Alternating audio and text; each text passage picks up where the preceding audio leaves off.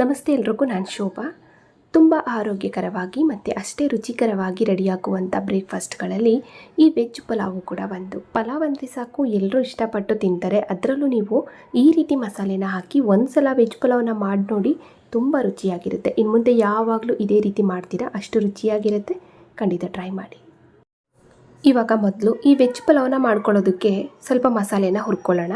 ಮಸಾಲೆ ಹುರ್ಕೊಳ್ಳೋದಕ್ಕೆ gas on ಮಾಡಿ ಒಂದು ಪಾತ್ರೆ ಬಿಸಿ ಇಟ್ಟು 1 ಸ್ಪೂನ್ ಆಗುವಷ್ಟು ಎಣ್ಣೆ ಹಾಕ್ಕೊಂಡು, ಎಣ್ಣೆ ಬಿಸಿ ಆಗಬೇಕಾದ್ರೆ ಈರುಳ್ಳಿ ಹಾಕ್ತಾಯಿದ್ದೀನಿ. ಈರುಳ್ಳಿ ಬಂದು 2 ಈರುಳ್ಳಿ ಮೀಡಿಯಮ್ ಸೈಜು, ಹಾಗೆ 2 ಗೆಂಡೆ ಹಾಕೋವಷ್ಟು ಬೆಳ್ಳುಳ್ಳಿ, 1-2 ಇಂಚ್ ಆಗುವಷ್ಟು ಶುಂಠಿ ಹಾಕ್ಕೊಂಡು, ಖಾರಕ್ಕೆ ಹಸಿಮೆಣಸಿನ್ಕಾಯಿನ ಹಾಕ್ತಾಯಿದ್ದೀನಿ.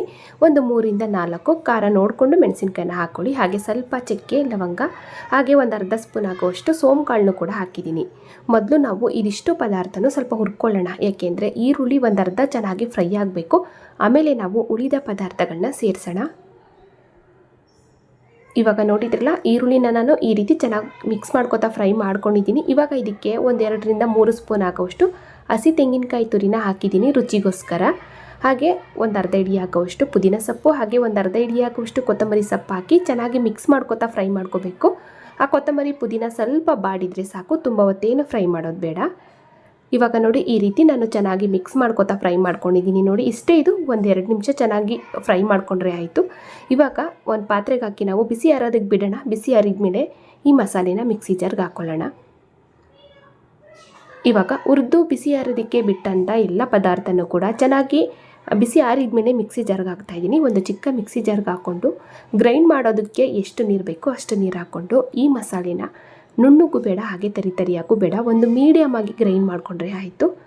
ಇವಾಗ ನೋಡಿ, ವೆಜ್ ಪಲಾವ್ ಮಾಡ್ಕೊಳ್ಳೋದಕ್ಕೆ ಸಖತ್ತಾಗಿ ಮಸಾಲೆ ಅಂತ ರೆಡಿ ಆಯಿತು. ತುಂಬ ರುಚಿಯಾಗಿರುತ್ತೆ.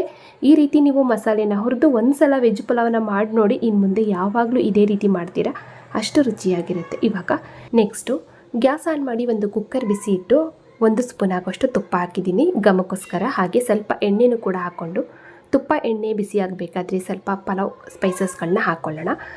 ಸ್ವಲ್ಪ ಚಕ್ಕೆ, ಲವಂಗ, ಏಲಕ್ಕಿ ಕಾಯಿ, ಹಾಗೆ 1-2 ತುಂಡು ಪಲಾವ್ ಎಲೆ, ಒಂದು ಅರ್ಧ ಸ್ಪೂನು ಸೋಂಪುಗಳನ್ನ ಹಾಕ್ಕೊಂಡು ಒಂದು ಮುಗ್ಗು ಹಾಕಿದ್ದೀನಿ. ಜಸ್ಟ್ ಈ ರೀತಿ ಚೆನ್ನಾಗಿ ಮಿಕ್ಸ್ ಮಾಡಿಕೊಂಡು, ಇವಾಗ ಇದಕ್ಕೆ ಗ್ರೈಂಡ್ ಮಾಡಿದಂಥ ಮಸಾಲೆನ ಹಾಕೋಣ. ಡೈರೆಕ್ಟಾಗಿ ಗ್ರೈಂಡ್ ಮಾಡಿದಂಥ ಮಸಾಲೆನೇ ಹಾಕ್ಕೊಂಡು ಚೆನ್ನಾಗಿ ಮಿಕ್ಸ್ ಮಾಡ್ಕೊತಾ ಫ್ರೈ ಮಾಡ್ಕೋಬೇಕು. ಎಲ್ಲ ಪದಾರ್ಥನೂ ಹುರಿದು ಗ್ರೈಂಡ್ ಮಾಡಿರೋದ್ರಿಂದ ತುಂಬ ಹೊತ್ತೇನು ಫ್ರೈ ಮಾಡೋದು ಬೇಡ. ಸ್ವಲ್ಪ ಎಣ್ಣೆ ಮೇಲೆ ಬರೋ ತನಕ ಮಧ್ಯ ಮಿಕ್ಸ್ ಮಾಡ್ಕೊತಾ ಫ್ರೈ ಮಾಡಿಕೊಂಡ್ರೆ ಸಾಕು.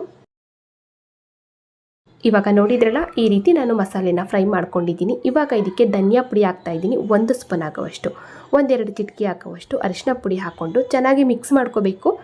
ಇಷ್ಟೇ ಪದಾರ್ಥ, ಬರೀ ಧನಿಯಾ ಪುಡಿ ಮತ್ತು ಅರಿಶಿನ ಪುಡಿ ಹಾಕ್ಕೊಂಡ್ರೆ ಸಾಕು. ಚಿಲ್ಲಿ ಪೌಡ್ರು ಏನೂ ಹಾಕೋದು ಬೇಡ. ಖಾರ ಬೇಕಂದರೆ ಸ್ವಲ್ಪ ಚಿಲ್ಲಿ ಪೌಡ್ರ್ ಹಾಕ್ಕೊಳ್ಳಿ. ಹಸಿಮೆಣ್ಸಿನ್ಕಾಯಿ ಹಾಕಿರೋದ್ರಿಂದ ನಾನು ಚಿಲ್ಲಿ ಪೌಡ್ರ್ ಹಾಕಿಲ್ಲ ಅಷ್ಟೇ, ಅದೇ ಖಾರ ಸಾಕಾಗುತ್ತೆ. ಇವಾಗ ಚೆನ್ನಾಗಿ ಮಿಕ್ಸ್ ಮಾಡಿಕೊಂಡು ಇದಕ್ಕೆ ತರಕಾರಿಗಳನ್ನ ಹಾಕೋಣ. ಎಲ್ಲ ಥರದ ವೆಜಿಟೇಬಲ್ಸ್ಗಳನ್ನ ಹಾಕ್ತಾಯಿದ್ದೀನಿ. ಕ್ಯಾರೆಟು 2 ಕ್ಯಾರೆಟು, ಚಿಕ್ಕ ಸೈಜು 2 ಕ್ಯಾರೆಟ್ ಹಾಕ್ಕೊಂಡು, ಸ್ವಲ್ಪ ಹುರುಳಿಕಾಯಿ ಅಂದರೆ ಬೀನ್ಸ್ ಹಾಕ್ಕೊಂಡಿದ್ದೀನಿ, ಮತ್ತು ಒಂದು ಮೀಡಿಯಮ್ ಸೈಜು ಗೆಡ್ಡೆಕೋಸನ್ನು ಕೂಡ ಹಾಕಿದ್ದೀನಿ. ಸ್ವಲ್ಪ ಹಸಿ ಬಟಾಣಿ ಹಾಕೋಣ, ಇದ್ರೆ ಹಾಕ್ಕೊಳ್ಳಿ, ಇಲ್ಲಾಂದರೆ ನೀವು ಒಣಗಿರೋಂಥ ಬಟಾಣಿನೇ ಸ್ವಲ್ಪ ನೆನೆಸ್ಕೊಂಡು ಹಾಕ್ಕೊಂಡ್ರೆ ಆಯಿತು, ಅಥವಾ ಬಟಾಣಿನ ಸ್ಕಿಪ್ ಮಾಡ್ಬೋದು. ಇವಾಗ ಟೊಮೊಟೊ ಹಾಕಿದ್ದೀನಿ. ಟೊಮೊಟೊನೂ ಕೂಡ 2 ಟೊಮೊಟೊ ಮೀಡಿಯಮ್ ಸೈಜು.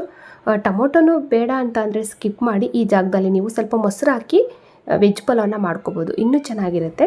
ನಾನಿಲ್ಲಿ 2 ಟೊಮೊಟೊ ಹಾಕಿರೋದ್ರಿಂದ ಮೊಸರೆಲ್ಲ ಏನೂ ಹಾಕ್ತಾಯಿಲ್ಲ. ಇವಾಗ ನಾವು ಈ ಮಸಾಲೆನಲ್ಲಿ ಸ್ವಲ್ಪ ತರಕಾರಿನ ಮಿಕ್ಸ್ ಮಾಡ್ಕೊತಾ ಫ್ರೈ ಮಾಡ್ಕೊಳ್ಳೋಣ. 1-1.5 ಅಥವಾ 2 ನಿಮಿಷ ಆ ಮಸಾಲೆನಲ್ಲಿ ಚೆನ್ನಾಗಿ ತರಕಾರಿನ ಫ್ರೈ ಮಾಡಿಕೊಂಡು ಆಮೇಲೆ ನೀರು ಸೇರಿಸೋಣ. ಇವಾಗ ನೀವು ನೋಡ್ಬೋದು, ಈ ರೀತಿ ನಾನು ಚೆನ್ನಾಗಿ ಮಿಕ್ಸ್ ಮಾಡ್ಕೊತಾ ತರಕಾರಿನ 1-2 ನಿಮಿಷ ಹಂಗೆ ಫ್ರೈ ಮಾಡ್ಕೊಂಡಿದ್ದೀನಿ.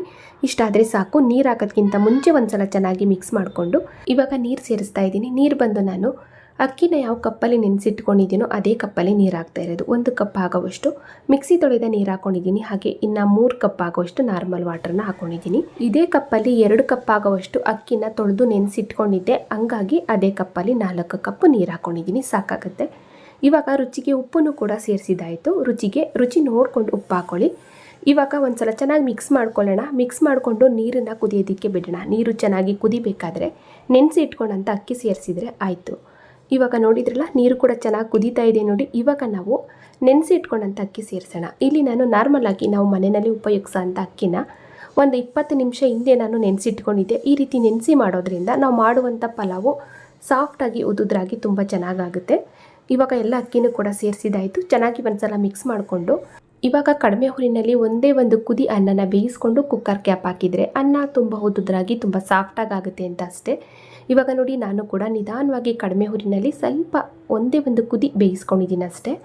ಇವಾಗ ಕುಕ್ಕರ್ ಕ್ಯಾಪ್ ಹಾಕೋದ್ಕಿಂತ ಮುಂಚೆ ನಾವು ಒಂದು ಸಲ ಚೆನ್ನಾಗಿ ಮಿಕ್ಸ್ ಮಾಡಿಕೊಂಡು ಕುಕ್ಕರ್ ಕ್ಯಾಪ್ ಹಾಕಿ ದಮ್ ಕಟ್ಟಿ ಅನ್ನನ ಅಳ್ಳಿಸ್ಕೋಬೇಕು. ವಿಷಲ್ ಆಗೋದಕ್ಕೆ ಬಿಡಬಾರ್ದು. ವಿಷಲ್ ಆಯಿತು ಅಂತ ಅಂದರೆ ಅನ್ನ ತಳ ಹತ್ತು ಬಿಡುತ್ತೆ. ಇನ್ನೇನು ವಿಷಲ್ ಬರ್ತಾ ಇದೆ ಅನ್ನುವಾಗ ಗ್ಯಾಸ್ ಆಫ್ ಮಾಡ್ಕೊಳ್ಳಿ. ಮೀಡಿಯಮ್ ಫ್ಲೇಮಲ್ಲಿ ದಮ್ ಕಟ್ಟಿ ಅನ್ನನ ಅಳ್ಳಿಸ್ಕೋಬೇಕು. ಇವಾಗ ನೋಡಿ ನಾನು ಕೂಡ ಮೀಡಿಯಮ್ ಫ್ಲೇಮಲ್ಲಿ ಸ್ವಲ್ಪ ಅಂದರೆ ಇನ್ನೇನು ವಿಷಲ್ ಬರ್ತಾ ಇದೆ ಅನ್ನುವಾಗ ಗ್ಯಾಸ್ ಆಫ್ ಮಾಡಿದ್ದೀನಿ. ಇವಾಗ ಕಂಪ್ಲೀಟಾಗಿ ಕುಕ್ಕರು ಕೂಡ ತಣ್ಣಗಾದ್ಮೇಲೆ ಕ್ಯಾಪ್ ಓಪನ್ ಮಾಡಿ ತೋರಿಸ್ತಾ ಇದ್ದೀನಿ ನೋಡಿ. ಸಖತ್ ರುಚಿಯಾಗಿ ವೆಜ್ ಪಲಾವ್ ರೆಡಿ ಆಯಿತು. ತುಂಬ ಆರೋಗ್ಯಕರವಾದ ಒಂದು ಸೂಪರ್ ಬ್ರೇಕ್ಫಾಸ್ಟ್ ಇದು. ವೆಜ್ ಪಲಾವ್ ಅಂದರೆ ಸಾಕು, ಸಾಮಾನ್ಯವಾಗಿ ಎಲ್ಲರೂ ಇಷ್ಟಪಟ್ಟು ತಿನ್ನುವಂತಹ ಒಂದು ಬ್ರೇಕ್ಫಾಸ್ಟು.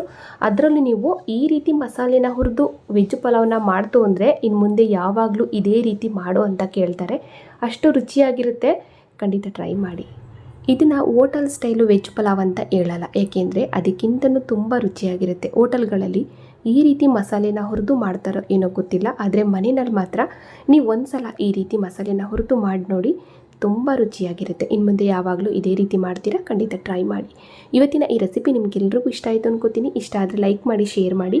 ಹಾಗೆ ಇದೇ ರೀತಿ ಇನ್ನಷ್ಟು ಈಜಿ ರೆಸಿಪಿಗಳಿಗಾಗಿ ನೋಡಿ ತಿಳಿ ಮಾಡಿ ಕಲಿ ಚಾನಲ್ನ ಸಬ್ಸ್ಕ್ರೈಬ್ ಮಾಡ್ಕೊಳ್ಳಿ. ಹಾಗೆ ಬೆಲ್ ಬಟನ್ನು ಕೂಡ ಕ್ಲಿಕ್ ಮಾಡಿ.